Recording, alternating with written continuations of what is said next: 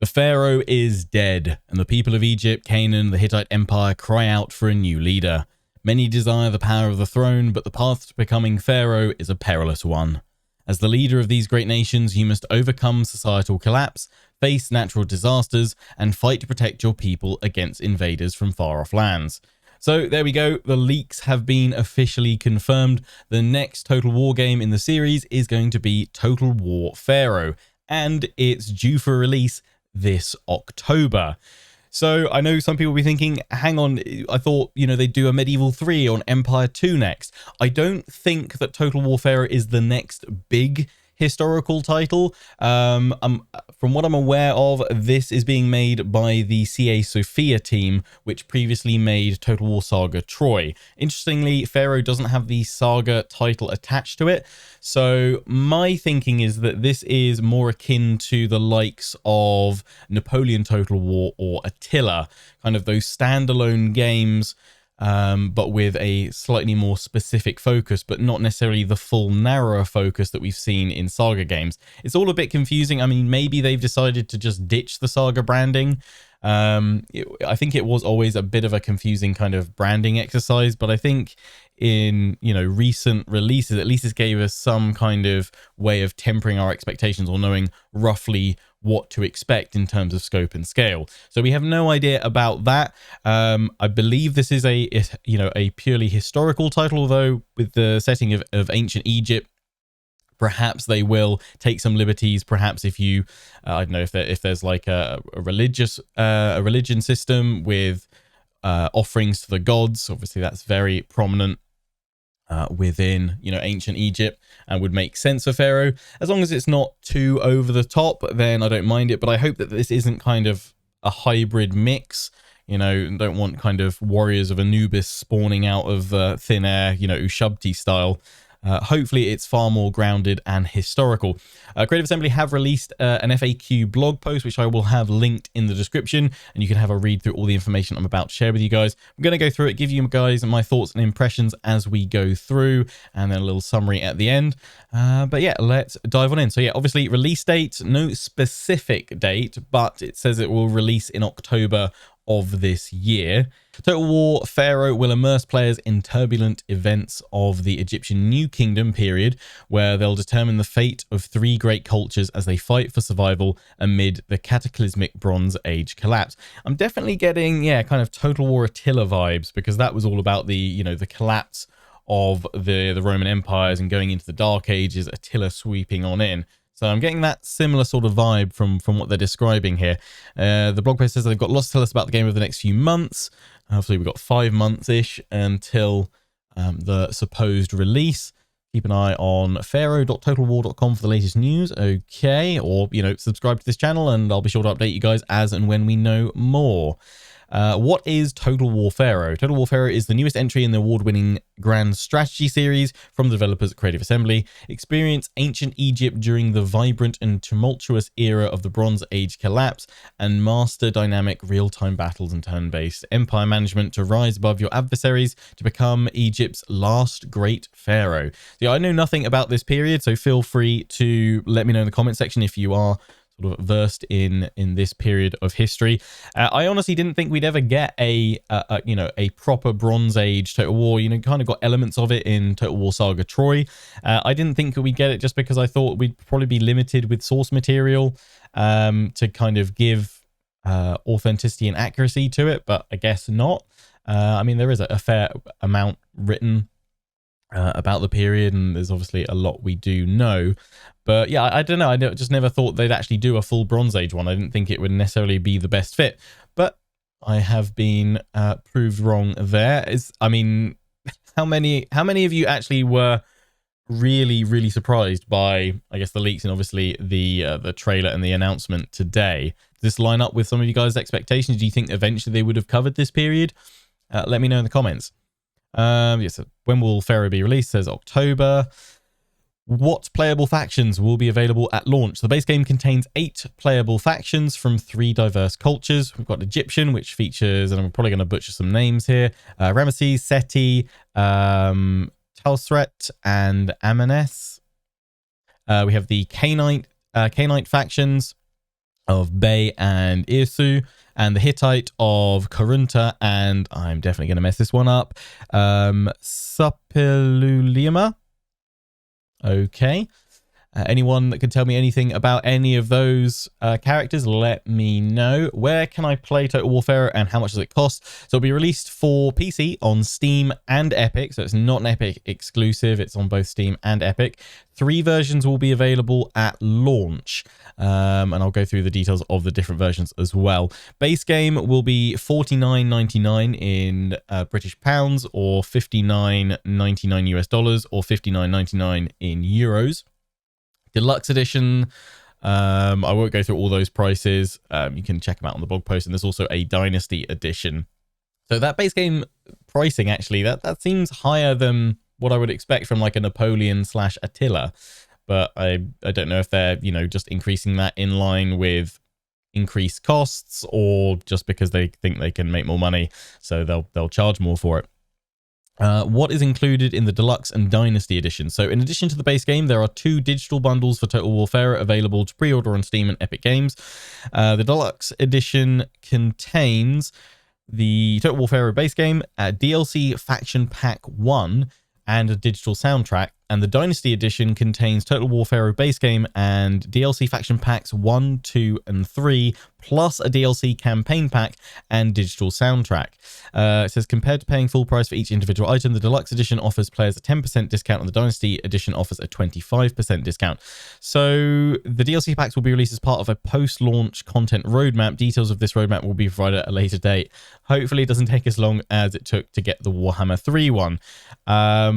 That's interesting. I think this is the first time ever that they've essentially laid out post-launch additional content. I mean, okay, it's not a roadmap in terms of the details of these, but we have a roadmap in the sense that they plan on supporting this game with 4 DLCs, 3 of them being faction packs and 1 being a campaign pack.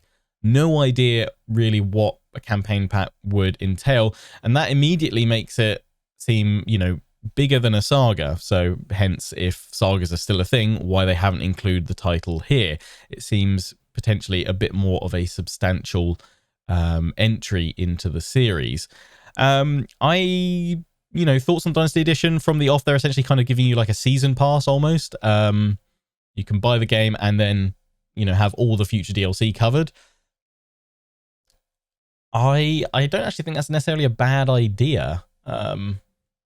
That certainly kind of appeals to me. If I know that I'm passionate about a Total War game and a setting, and I'm like, okay, well, I might as well save myself some money and just kind of get the big pack that includes all the future content they're planning to release. Right now, though, I know nothing about Pharaoh. We've not seen any gameplay. We've just had a dung beetle fight. And then, kind of a cool battle charge scene at the end for the cinematic trailer there. So yeah, I'd definitely be holding off, diving into any of those additions and pre-orders until we've actually seen some gameplay and some content from it to know whether it's actually, worth it.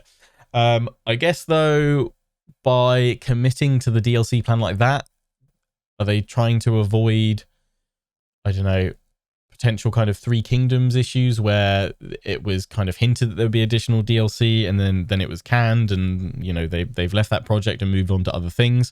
This way, from the outset, we know that it's going to be supported with 4 DLC packs, and hopefully that's also going to come alongside patches. And I don't know if there's going to be free content updates, but that's typically what they've done in the past. But at the very least, shows that there should be continued support for this game over, a year, maybe year or 2 after release. So I guess, hopefully they're showing they've got faith in the product there. What are your thoughts on that? Do you like the idea that they're kind of making it kind of plain from the outset that with that Dynasty Edition, there's 4 DLCs coming and you can save some money by going for that one? Or, do you not like that idea? What do I get if I pre-order the game? If you pre-order Total War Pharaoh now, you'll be able to take part in an exclusive early access weekend before the game's release. I think that's the first time they've ever offered an early access weekend, actually. I think have there been like free weekends in the past around sales, but I don't think they've ever done like an early access one. That's interesting. You'll also be able to receive Avatar of the Gods cosmetic packs and Heart of the Shardana cosmetic pack for the full game. The early access weekend will be available for a limited period where you can play and enjoy part of the game before launch. Details of the early access weekend will be shared at a later date. The Avatar of the Gods cosmetic pack contains a unique skin for each playable faction leader, 8 in total, and the Heart of the Shardana cosmetic pack contains unique Sherdan outfits for bodyguard units. Bodyguard units is a good indicator, though, of what to expect. When that sounds like we're not getting individual characters leading armies, but they'll be part of a bodyguard. In which case, that's, you know, thumbs up, big thumbs up. Bring back bodyguards, please. This will be available on release of Total War Pharaoh. The cosmetic pack pre-order bonus offer will be available up to 1 week after release. You know what? I don't mind this. They're not keeping, you know, it's not like in the past where they've tied in pre-orders to DLC. Obviously, infamously, the Warriors of Chaos for Warhammer 1. What was the pre-order bonus for Warhammer 2, or did they not do one? Can't actually remember for Warhammer 2. Warhammer 3, it was Ogre Kingdoms, though. And people have always disliked the idea that, you know, while DLC, you know, budget is separate from the main game, it does still, you know, upset a lot of people because it seems like they're, you know, deliberately keeping content that people feel should be in the main title. They're keeping it back as DLC. By doing a cosmetic pack, you know, cosmetic packs, they have no bearing on, you know, stats or give you any kind of advantage in the game. It's purely down to whether or not you want some fancy items and looks for your characters. Or probably not items, because items would have stats, right? But yeah, just purely cosmetic. I actually don't think that's terrible.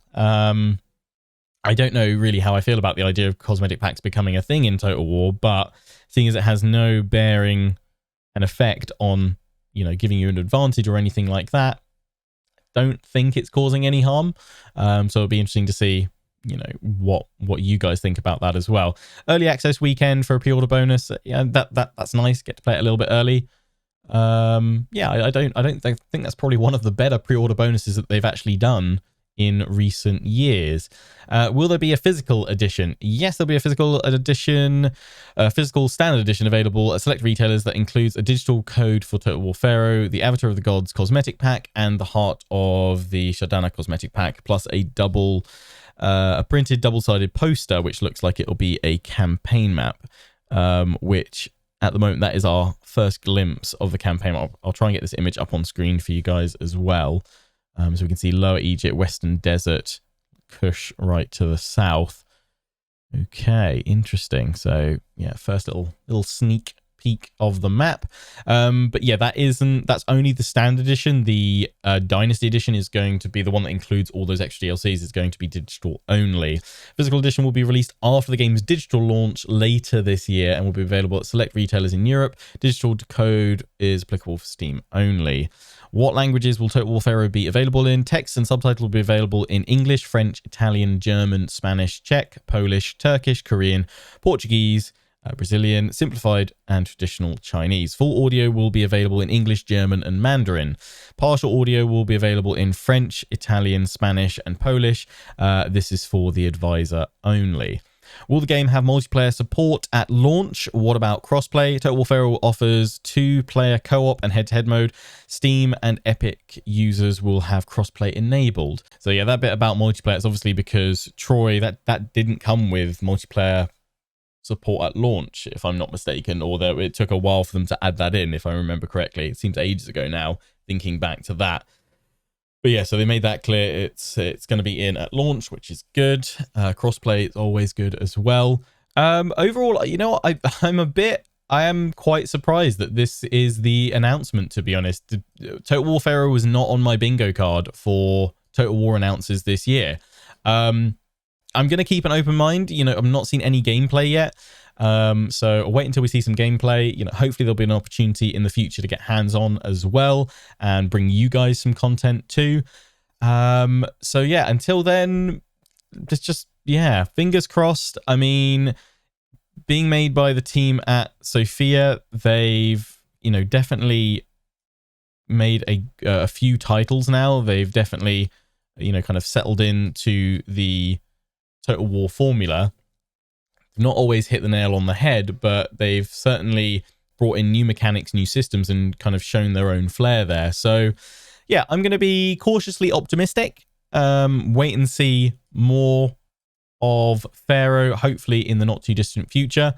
Let me know what you guys think. Let me know what you guys think. But yeah, I mean, some may be thinking, oh, Lionheart, this means that historicals, you know, the big historicals are dead. There's no Medieval 3, there's no Empire 2. I still firmly believe that we will get both of those titles eventually from Creative Assembly. I think, you know, Creative Assembly know that both of those should be huge, you know, cash cows for them, and they should be slam dunks for them. So I guess with, you know, they've got multiple teams, but obviously people are going to be shuffling around between different teams at different times. Now that they finished the Warhammer series, the trilogy there, I mean, I've no doubt that they'll be working on probably future fantasy titles. I can't see them and Games Workshop not continuing their highly successful partnership. But I would imagine that if there isn't already a team working on the next big historical, likely one is formed or forming, or has done in the past year or so to work on the next big one. And this is Pharaoh has come out of CA Sophia, kind of their own kind of self-contained team at this point that can push out a full Total War title. So yeah, those are my rambles. Those are my thoughts right now. Share all your thoughts that you've got down in the comment section, and hopefully I'll be able to bring you guys some additional coverage on Total War Pharaoh in the future. Until the next one, hope you've enjoyed. Take care, and ciao for now.